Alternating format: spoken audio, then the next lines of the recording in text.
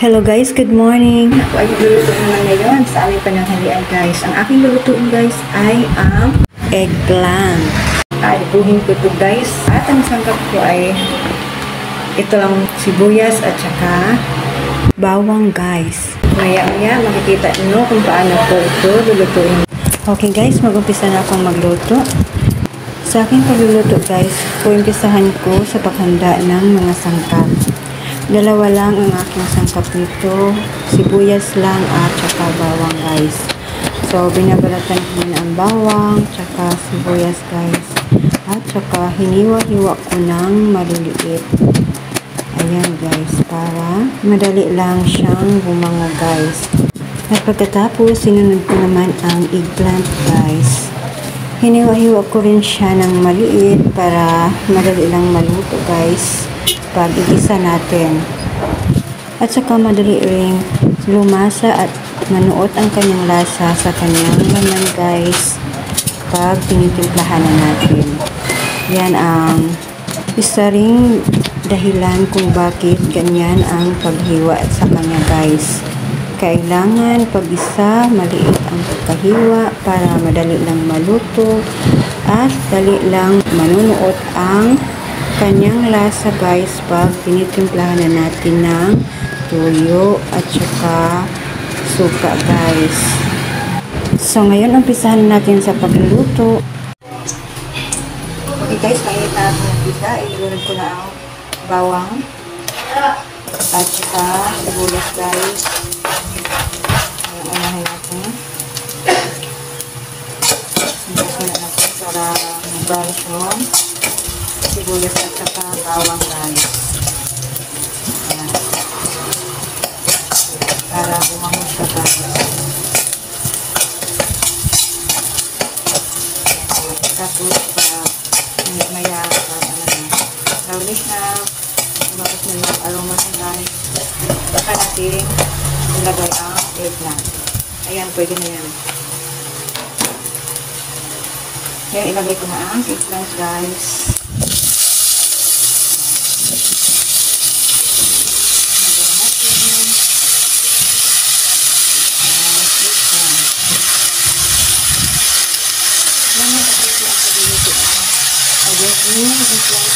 Pagkatapos natin ilagay ang eggplant dito sa lutuan guys, imikos-mikos natin para lahat ng eggplant malagyan ng mantika guys, para hindi ito masunog guys.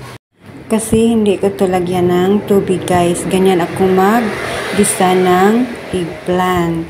Ayaw ko nang maglagay ng tubig. Tapos lagyan ng tuyo.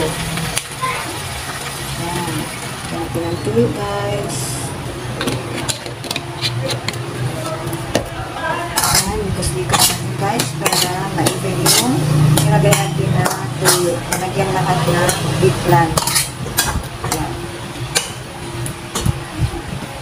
Tapos yan ay lagyan ng konti na suka.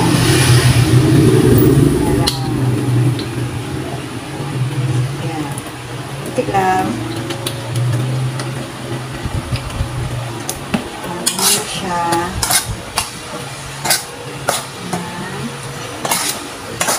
Lagyan na natin ng bitchin guys. Aji. Kunti lang. Smart guys. Simple guys. Lagay lang kami ito guys kasi hindi ko na sana na malagyan ko ng paminta. Tuloy lang ang ititimplak sa aking adobo guys sa sibuyas at bawang sangka.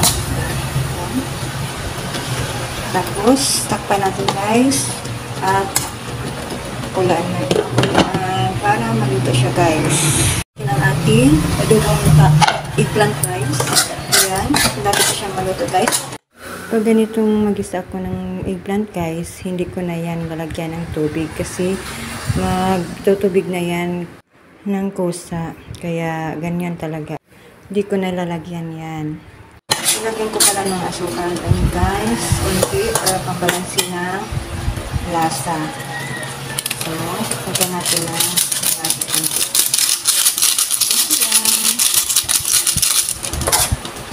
Ang kasarap. Ayan, malapit na maluto guys. Kunting pakulo na lang yan. At luto na ang ating adobong eggplant. Tikman natin ito. Okay na ba ang lasa guys?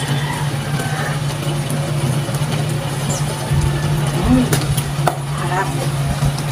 Takpan muna natin guys para may paguluan ng hindi para maya-maya ay okay, ayan na guys. Luto na ang ating adobong eggplant guys. Ganyan lang kadali magluto ng adobong eggplant guys. Ayan. Ayan guys. So, ready na yan para sa amin panakalaan. Ayan. Ito na guys. Sarap na. Okay na talaga.